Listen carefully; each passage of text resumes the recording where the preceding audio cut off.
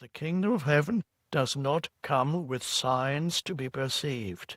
You cannot say, oh, it's here, or oh, it's over there. For truly I tell you, the kingdom of heaven is within you. Can also translate it in the midst of you. What is the kingdom of heaven?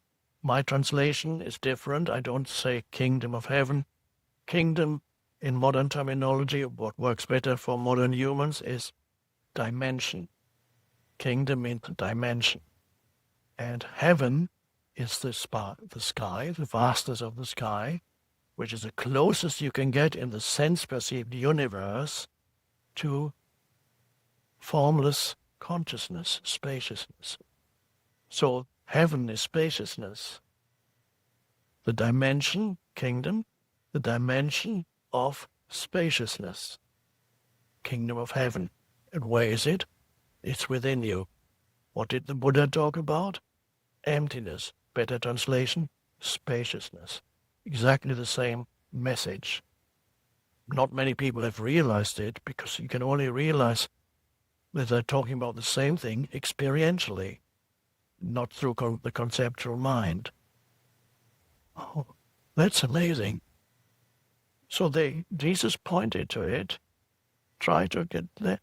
And then you have a story, there's in Jesus a story where be like a servant waiting for the master to return home, and you don't know at what time the master is going to come. This has been interpreted in various ways, but not in the true ways. How would you be if you were in a house at night, it's very still, and the master, you would need to know when the master is coming. What would your state of consciousness be? You would have to be, because the master is very quiet, you would have to be very alert.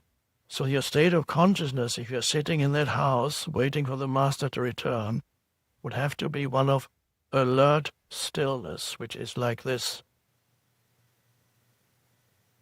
You can't be thinking, because if you're thinking, your consciousness is absorbed by thinking. You can't be listening. You're not listening anymore. So listening is only one aspect of that. It's the auditory. It's not listening as such, but this presence here flows into listening. Alert listening without labeling, no conceptualization. And what remains then of you is that conscious presence. Same story as I had in the New Earth, the story of the Zen master with a disciple. They're walking in a long pilgrimage, and then they're sitting down for a little picnic, and the disciple of the Zen master has been with him for years, but he still doesn't get it, which is not uncommon. And so he asked the master again, please explain to me, how do I enter Zen? He knows that Zen is a state of consciousness. How do I enter Zen? And the master, instead of giving conceptual explanation, says, can you hear the sound of that mountain stream? And the disciple says, what mountain stream? No, I can't hear it. And the master says, listen more carefully. And so at that moment, the disciple started to listen, and he went, which means, of course, at that moment he stopped thinking. Disciple stopped thinking, and suddenly became very alert. And suddenly said, oh yeah, because it was so distant, you had to be really alert to catch it, that sound. So for a few seconds, the disciple stopped thinking, but not falling below thinking, rising above thinking, alert presence.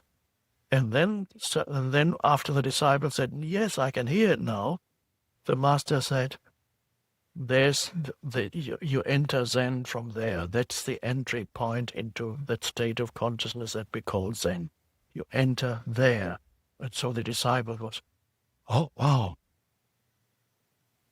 And so for a few seconds, he remained still. So that was a lesson. And then, of course, the disciple's mind started again. And he said, oh, well, I've been thinking, if I had said I can't hear, if I hadn't heard the mountain stream, what would you have said then? And the master said, enter Zen from there.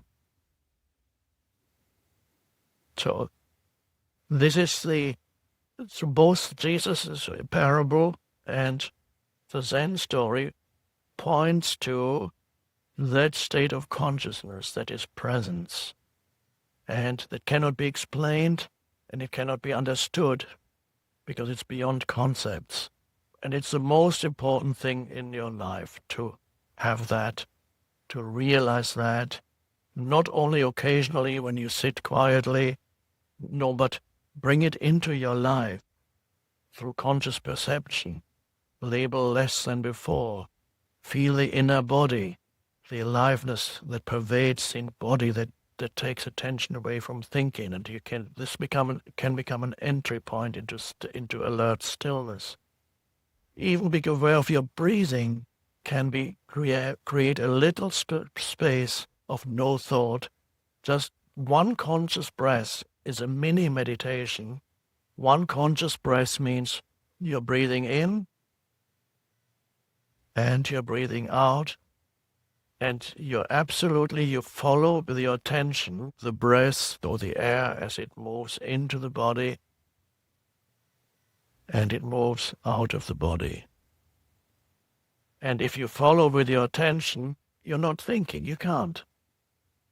Buddha recommended the breath awareness meditation already 2,500 years ago because you cannot be aware of your breathing, really be aware of your breathing and thinking at the same time. So instead of Buddha saying stop thinking, he said be aware of your breath. Oh, so you have to stop thinking, and automatically you stop thinking. So gaps between thoughts, doing and being, the two dimensions. You are a human being. A human being. Human is the form identity. You are a person with a mind and a history and a body. That's the human. That's fine. We need to honor that dimension also. And you are, more fundamentally, you are a being. And the being is the transcendent dimension in you, is who you are in your essence. And the deeper, and this, the two modalities of knowing, there's the doing, thinking knowledge, and the being knowing. The deeper knowing arises from being. If you only have one dimension in your life, most humans are lost in doing, and there are some humans who may be lost in being. I was for a little while almost lost in being. And then I had to learn to do again. Lost in being would look like that. You just go.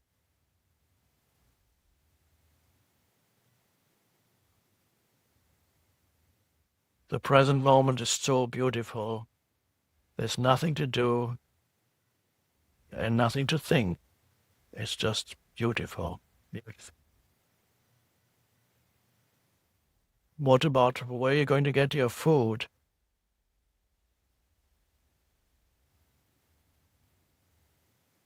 I don't know. I'm not getting up. I'm not doing anymore. Being is too beautiful. There are very few humans whose destiny it is to go very, very deep into being, so that they almost become incapable of doing. But if you are one of those, I recommend that you move to India. Then at least they won't put you away. They will honor you, and they will feed you. They say. And then perhaps eventually you can come out after a few years. You may start to answer questions. This actually is the story of a famous Indian sage and quite a few sages like Ramana Maharshi. He kind of went completely into being, only 16 years old, and he went completely into being and sat at the foot of a temple just for several years. And people would actually feed him. And then gradually he came out and was able to do. And I'm able to do too, but paradoxically, almost all of my doing is associated with showing the way to being.